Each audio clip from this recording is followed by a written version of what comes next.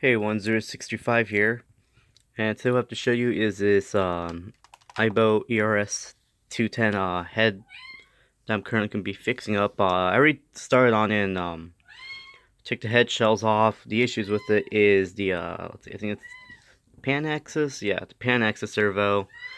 The clutch for it's loose, so I gotta replace that one. Other than that, everything else works.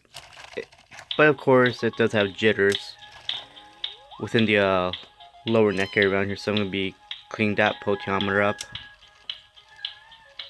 Now this is head number 8. Head number 7, which is this one right here, is already fixed, so I'll be making a video showcasing this head once done with this one.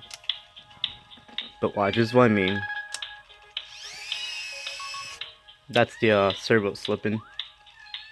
And that's the only one, because if you move everything else by hand, everything works fine. But if you move the pan axis by hand, it just doesn't make a sound. It will occasionally make a sound, but it's supposed to make an entire sound. But as you can see, the jitters for this one's kind of... Oh, yep.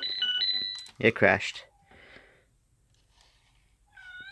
One thing that's interesting, I think this might be a super core head, I think, because some of the other heads I worked on don't have this, like, electrical tape looking kind of stuff on it.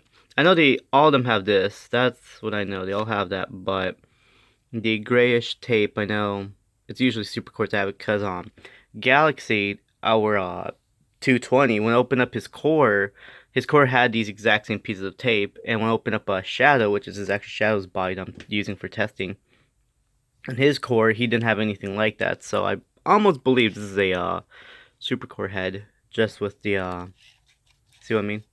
Just failing. Anyway, stay tuned for more. Thanks for watching, and I'll see you in the next video.